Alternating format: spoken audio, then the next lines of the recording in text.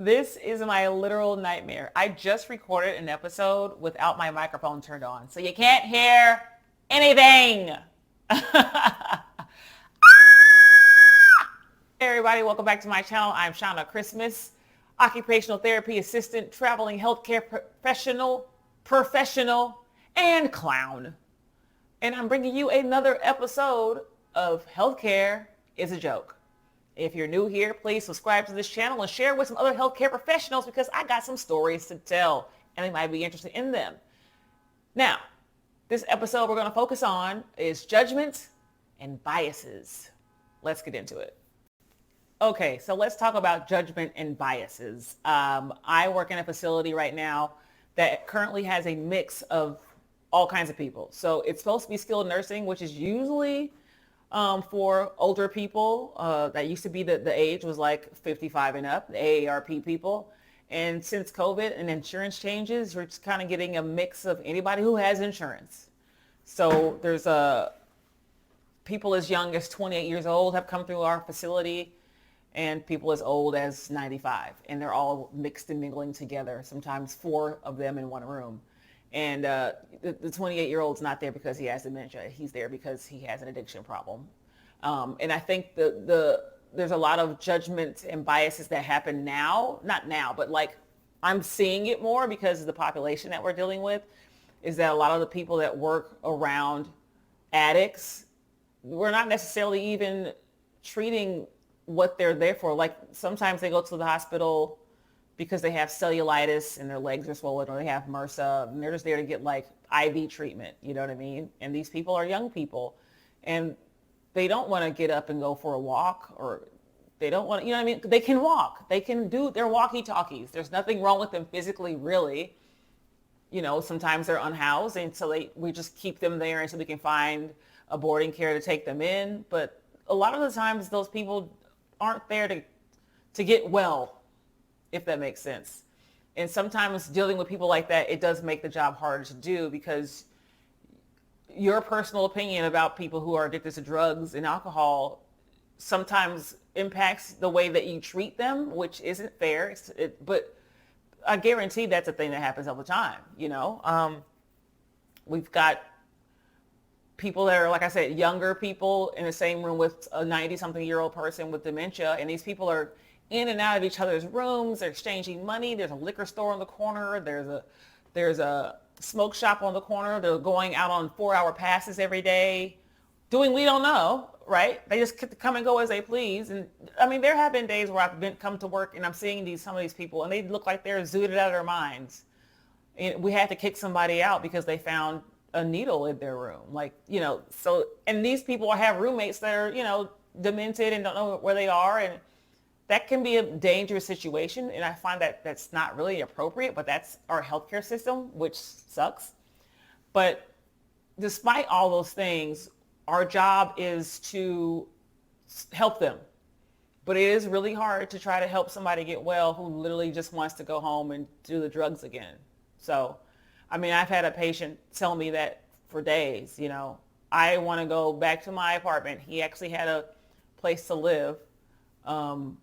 I want to go back home and I want to smoke some crack. And you're like, I can't get you any crack, but I can get you a Coca-Cola. Let's go for a walk to the vending machine. You know, trying to find ways to get therapy in there to help them reach whatever goal they want. Sometimes their goal is just to go outside and smoke a cigarette. And like, if you walk out there, then you can smoke a cigarette. But ultimately, you know, it's almost like, or it is kind of just like, when you see somebody on the side of the highway begging for money and some people choose not to help them because they say, well, they're going to spend that money on drugs or they're going to buy alcohol with the money. It's like, yeah, that's the same kind of thing. You're withholding care because you know that that person's not going to take that with them when they leave in a positive way. And it's not professional on our part, but I do think it gets in our way sometimes. It makes it harder for us to try to encourage people to be motivated to get well. And they're like, get well for what? I'm going to go back out to the streets after this. Like, what is the point of it? And that's the frustrating part as a healthcare provider. Sometimes we get patients that have histories of sexual violence, or they've been in prison, or they're pedophiles. And you still have to help those people. That's what the job is. Sorry, you don't get to pick and choose who gets help and who doesn't. But it does make it hard sometimes. There's definitely a conflict that goes on within you where you're like, I don't want to help R. Kelly. Like, if R. Kelly's my patient, I don't know how I'd feel about if R. Kelly was my patient. I don't agree with what he was doing.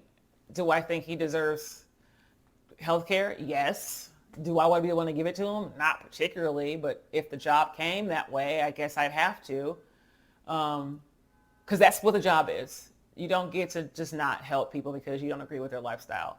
I do think the behaviors at our facility are a bit much because that's all people do sometimes is just smoke cigarettes, and which isn't healthy. Smoking doesn't help you get well. It messes with your system.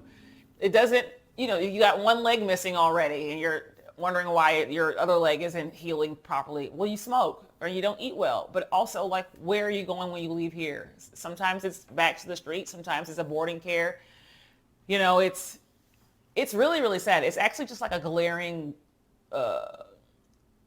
issue. It's like a really bad part of our system that there are people who are unhoused. And so it leads into drugs and alcohol or vice versa, right? It's a system that's tied together, but it doesn't mean that they don't deserve help, even though they're probably going to go back out there and do whatever it was that got them into the hospital in the first place. And I guess, even on intervention, people have a breaking point where they say, I'm not going to help you anymore. But those people are not the healthcare providers. Those people are family members and friends. And we've got patients now that have the most bizarre reactions to things. We've got a patient that fell down and broke their neck, had surgery, but now like their legs don't work. And like, they're not paralyzed. There's just something with the connection from the fall made their body respond in a way. And one of my coworkers is like, well, that's because he does drugs. Like, is that what happens when you do drugs? Is that your body just decides to do something completely different after you fall and break something? Like, I've seen people who've broken their necks and they get up and walk. They can still get out of bed. They just keep the little neck brace on and they ambulate. So I don't know, but I don't like to think that their lifestyle is the reason why their body is responding. I don't know the science on that, but I try not to bring those things into my practice when I'm working, unless it's the reason that's getting in the way of what we're doing. So day by day, it's like, hey man, I'm just here to help you do whatever today. I don't know what your plan is. I'm not social services. I'm just here to work. And I think for a lot of us, it's hard to help people sometimes when you learn things about them that you don't agree with,